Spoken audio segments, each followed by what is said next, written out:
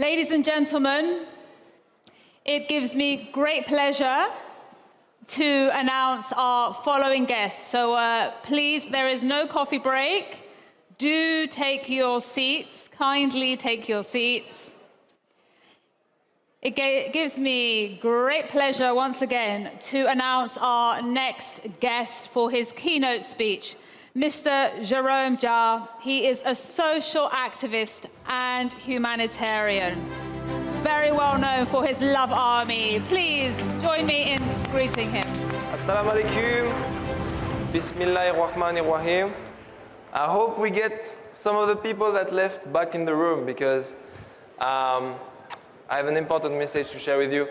But I would like to ask you guys if you could, for the next 1 minute or so, just close your eyes. Please close your eyes with me, because sometimes we look so much with our eyes and we get distracted about what's very valuable, what is inside of us. When I look inside, and when others look inside, I think what we can find is a very precious resource of infinite, absolute, unconditional love. Unfortunately, this resource of unconditional love that we all have inside of us has been more and more restricted and closed and unreleased the more humanity was evolving. I think fear and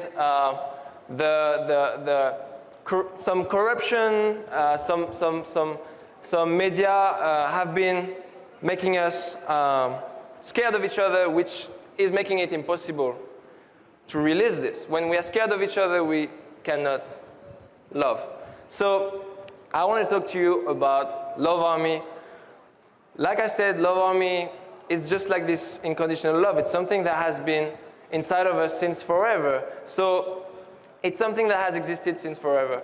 But all of us that want this world to be doing okay, that don't want those wars and those terrorism and those refugees, we don't want people to become refugees, right? We don't want all this unnecessary suffering. Well, all of us, we are not very organized to get what we want. The people that want refugees and the people that want war and the people that want suffering, I don't think there are many. But if there are a few, they are very organized.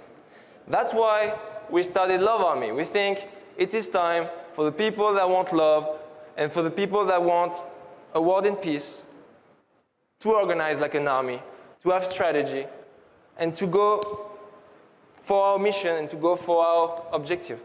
So I could speak to you about the humanitarian work that we've been doing the last 1.5 years. We've been very fortunate.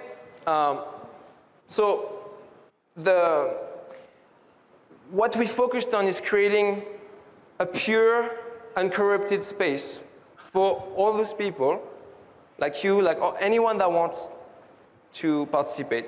And we're trying to keep it away from commercial interests, governmental interests. We're trying to keep it really pure and uncorrupted. And in 1.5 years, we were able to raise $9 million from 300,000 donors. So this means 300,000 people, most of the time young people, trusted this new system, trusted that their money was going to be used properly. And the way we've been using the money, we've been implementing ourselves on the ground in Somalia and in Bangladesh with the Rohingya refugees. We've been teaming up with local small initiatives, small charities. We've been focusing on hiring the people, hiring Somalis, hiring Rohingya refugees. Instead of coming ourselves, doing the job ourselves, like it's a little bit the classical humanitarian system. What we discovered when we were on the ground, and because we spent lots of time on the ground with those people, is Very sick of being helped that way. They wanted to do the job themselves. They wanted jobs. They had ideas for projects to do. So we simply gave them the donations. Some people wanted to build a school. Some people wanted to build a soccer field. Some people wanted to become doctors because they had doctors' diploma. Like Rohingya refugees had a life before becoming refugees, just like most refugees. So this new system works very well. It's empowering. It's not taking away from those people. But I don't want to talk to you today about those big humanitarian missions, because those big humanitarian missions, I don't believe they can change the world. That's the conclusion we've had after a year and a half doing this, is we're just putting band-aids, and if we want to change the world, we're going to need to get to the roots of this problem. And to get to the roots, it's going to take all of us to start doing actions, small actions, around where we are. Because those small actions, they can change the world. When you help one person, when you change the life of one person, you change the world. And sometimes you don't need millions of dollars to do this. You just need your time. Time is really precious. We forgot about that. Time is so precious.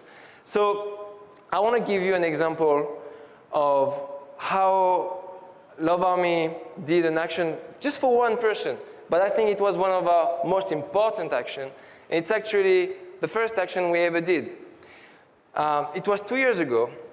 France had just had huge terrorist attacks in Nice. Maybe you guys heard about it.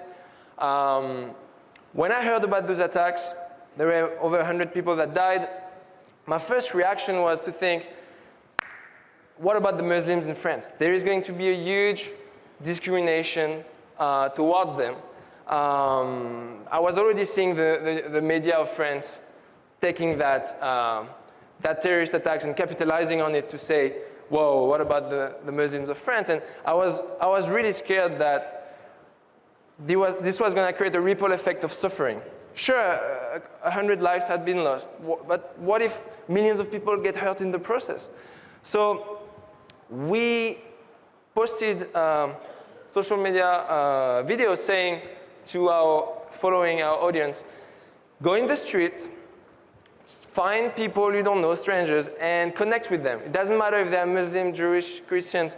Connect with them, invite them for lunch, give them a hug, create a bridge, because what is going to happen in the next few weeks, the government, the media, they're going to try to break this bridge apart, because they can capitalize on this, right? The more we are divided, the more we're weak, the more we need them. So what happened was very magical. People actually went in the streets, and they started trying their best. You know, there were no budgets, there were no money, so some of them were making ice creams for strangers, some of them were giving hugs. Most of the time it was all about acknowledging the other, showing your intentions of creating a bridge. And since I was seeing all those people doing the actions, I thought, okay, I need to do one myself. I cannot just be about talk, I need to do one. So I looked in the local newspapers in France, and I saw there were a Muslim woman wearing the hijab at work, and a French woman had taken her photo, and she had spread it on social media saying, this is wrong, she should not be wearing the hijab after the terrorist attacks, this is provocation, I will come back tomorrow and throw bacon at her face. So this tweet went very viral in France. Thousands and thousands of retweets, it was picked up by the news, and the headlines were, Muslim women divide the internet. What had she done? So I thought, okay, this is perfect. Like, she's in an injustice situation, and people are fighting on the internet about who's right. She should not have wear the hijab. No, you are freaking racist. She can wear whatever she wants. So it was hate, hate, hate, hate. Both sides were in the haram, right? Spreading hate. Both sides were spreading hate. So we thought if we can solve this situation, it's like solving a war. It's like any war. Two sides convinced to be right and that the other is evil. So we had to find something pure in the middle that was not going to turn off any side. So I tweeted, we are looking for this woman. Help us find this woman. We have a surprise for her.